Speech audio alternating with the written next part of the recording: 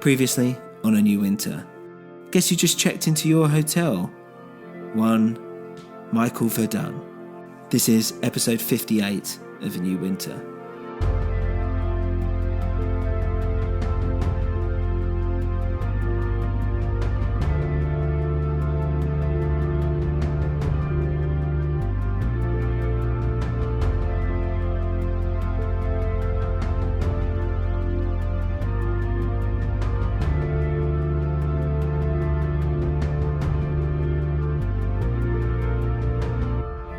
Verdun?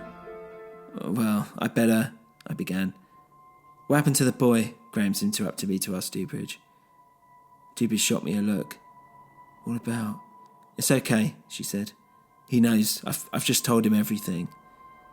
I tried to look empathetic, but I knew Dubridge could see right through that. Come on, he said. As if he's just going to believe you. Look at him. What happened? She repeated emphatically. He's fine. I mean, at least I think so. I don't know if they brought him back again or if it's the same person, but they tried to rehouse him, if you know what I mean. But you're not gonna like this, but with Father Reynolds. What? But I know, and it's fine. Don't worry, I've sorted it. I got him out of there. Reynolds didn't lay a hand on him. I took him to Father Jack, okay? He'll be holed up there for a while. Father Jack? I mean, isn't that just as bad in a way? When you get flashbacks of Ian? I don't know, I'm not sure that's a good idea. Well, he didn't react well, put it that way. But look, Jack will look after him. He's the good one, after all. Fine. But I want to see Thule.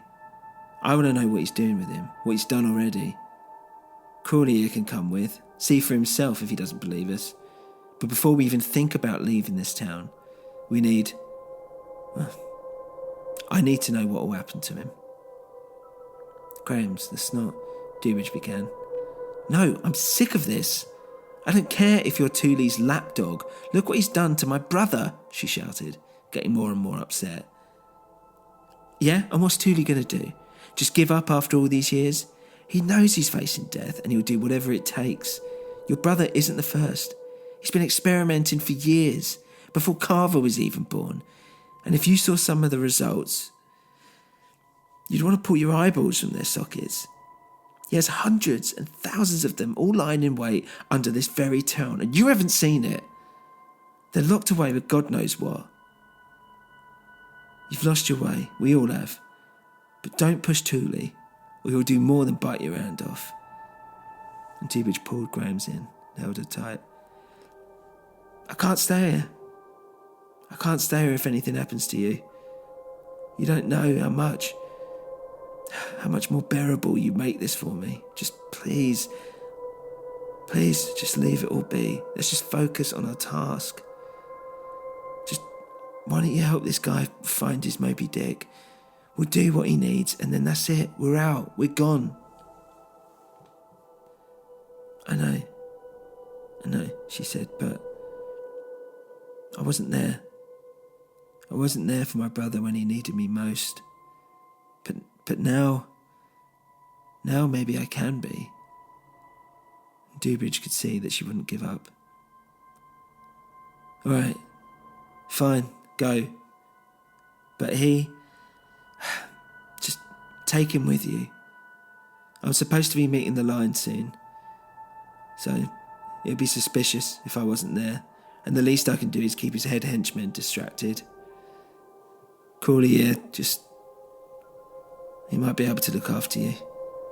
You know, if anything happens. She smiled at him.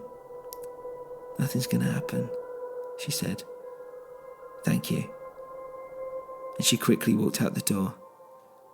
I followed behind her. Sorry, what are we doing? She stopped, took a deep breath and turned to me. I don't know. But I have to find out what they're going to do to him, what the end plan is. I can't let whatever that thing is go through any more pain, and if I have to kill it, Well, don't tell Dupage, but if I have to kill it, I will. But, okay then. Well, let's just see how we go, eh? I said. What the hell had I gotten myself into? I thought it'd be a good idea to check on this Thule character anyway, but maybe not so soon after our last encounter. I mean, obviously, I wasn't going to let her kill anyone or anything, but if she could lead me to Thule, then, I don't know, I could get a better idea of what's really going on here. Perhaps Michael might come to me instead of me chasing him. We got in the car and drove to a very strange, isolated house in the middle of nowhere. And it gave me the creeps. What is this place? I asked. Think of it like a door, an entry point to something worse, she replied. What, the house is a door? What do you mean? That the house is just a house, it's what lays underneath that you have to worry about. I don't understand. Why do I have to worry about it? Just stop with the questions, she snapped. You're making this even more stressful than it is already. Just be on your guard. He probably knows we're coming anyway. We parked nearby and got out of the car. The air cut right through me with its icy claws. Oh, bloody hell, it's freezing. But Grahams was too busy monitoring the house. They can probably see us. Best just to walk straight up, be honest with them. I'd say it's probably the safest option. Yeah, whatever, I answered, as I did up my coat and pulled up my scarf, trying to make myself as warm as possible. We walked towards the front of the house and heard voices inside. A woman and a man, or perhaps two men. Grahams put a finger up to her mouth to tell me to keep silent. She beckoned me round the side of the house to a window. I went to put my head up to have a look, but she held me back and shook her head. She must have thought it would be too dangerous to take a peek. She pointed at her ear to tell me to listen. You will do no such thing, an angry man with a soft voice shouted out. We already have. You've taken it too far, all of you. It's her brother, for God's sake. Grahams looked shocked at the voice. Jackie, she whispered. Oh, what are you doing? The conversation inside continued. It was her brother. He's now so much more. You're playing with fire here. You don't know what you've created. He'll find out that he's trapped, eventually, and he'll come for all of you. We have no idea what he's truly capable of. Tim Stockwell is in there, remember? And we all know what he was like. Now, I've been told you fed him a poor girl from the lime last night as well. You're really trying to step this up, aren't you, Thule? Don't you dare disrespect. It's okay, another voice answered. Much older this time, more relaxed. Jackie, this young lad was obsessed with finding you, and I would have appreciated you kept up the pretense, as it was really helping him focus and stay distracted. And he isn't trapped. We've given him every freedom. He has the illusion of choice, but, of course, the Bob inside him won't let him actually be free. So really, he's not going anywhere. We will always end up here, or hereabouts. It's sick, the woman shouted. Hey, stay right there, the first man said. Get your hands off me.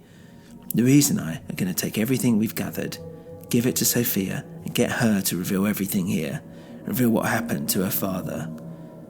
But we all know what happened to her father, said the old man. What he did to you. And let's not forget what you did to him. Before that, I mean, what you guys turned him into, the tests you were running on him, on all of us. You think Sophia is going to help you? You know she's been staying with Father Reynolds. He's got her ear. He's been twisting her mind, as well as conspiring against me, so I hear. We're on a knife's edge of this all falling apart, and you're really not helping matters, dear. No, I'm not helping matters. In fact, I'm going to make sure this town is finished. Oh, come on, Jackie, the old man said. We both know Bob won't let that happen. Right now, Bob is just a bunch of chromosomes or something. He's a myth. It's all just science. We both know that. Listen to me, Judy said calmly. Bob won't let her leave. He won't let anyone leave, even if you think they have left. And no matter where they are from, Germany, another planet, another dimension, we're stuck here, you and I. We've been given this long, blessed life, and we should be grateful for it, not fight it. Then why, Thule? Why create this abomination of a boy? Well, science and religion is often viewed these days as being at one another's necks. The battle of how versus why. And, of course, which is more important. But I'm someone who, well, I want everything. I want the how and the why. I want to know absolutely everything. It's very sweet that you think you have some resemblance of control, but I know what your plan is. I knew it all along. You and Louise and whomever else you've roped into this cause of yours, you have photos, files, evidence, all you think that you need. You think someone from outside is looking for you, cares about you and the other girls from the line that we've taken for a greater cause? Because they don't. No one outside is looking for you, for any of us. But, Jackie replied, but no, someone here is looking for your son, so I hear. So it is possible. It is possible for someone to come looking. She looked slightly desperate, like her energy was starting to deplete. Well, anything is possible, dear, I suppose, especially in this line of work. You know he's here already, this copper, she said with a snarl, in this very town. In fact, I'm going to share the secrets with him too, and your son. See what he thinks about his dear old dad.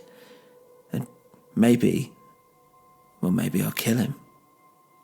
My darling Jackie, I really do admire your zest.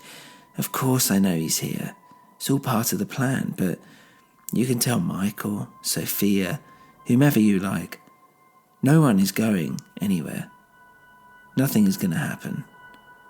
And even though it disrupts your whole plan anyway by killing Michael, I'm afraid that poor Michael is dying.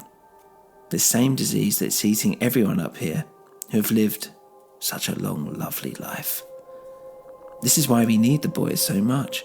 We have to accelerate things to save ourselves. Yeah?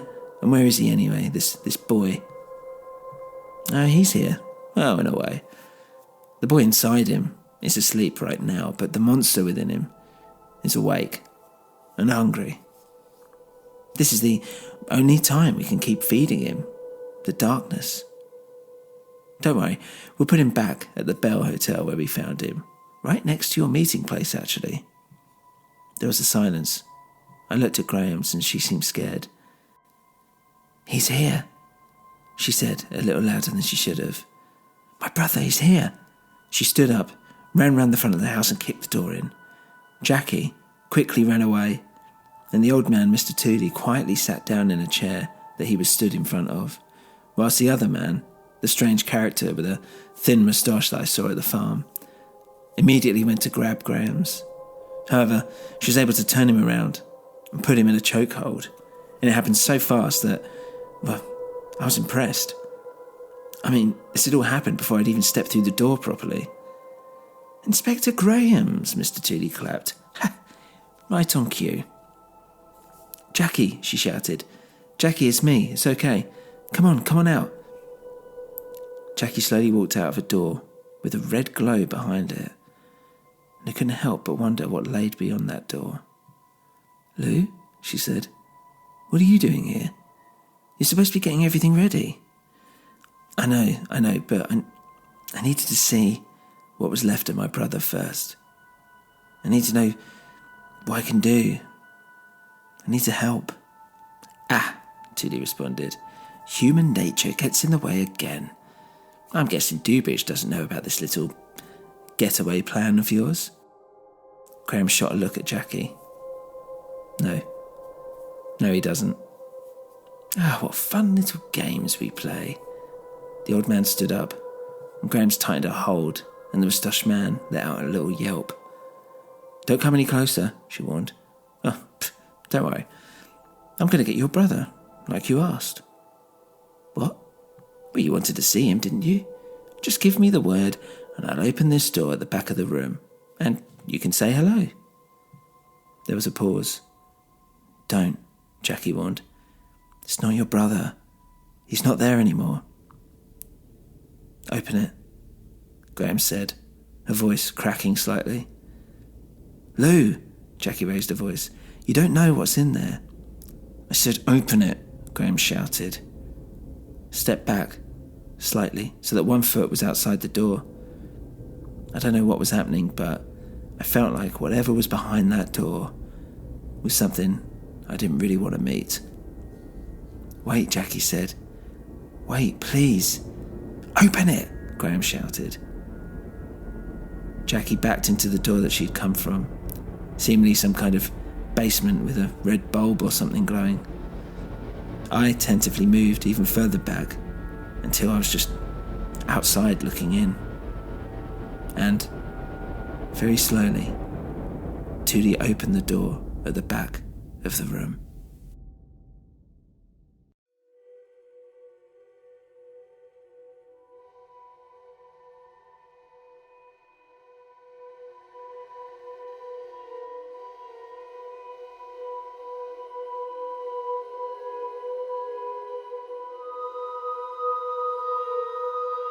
I want to thank our patrons for supporting the show. You can become one now by going to patreon.com/anewwinter or click on the link at our website anewwinter.com. There you can find more information, including a link to our merchandise page and how you can contact us. Remember, you can always follow us on Twitter at anewwinter, facebook.com/anewwinter, or email us directly at anewwinterpodcast@gmail.com. If you enjoy the show, please rate us on your podcast platform of choice, as it can really make a big difference. Thank you for listening.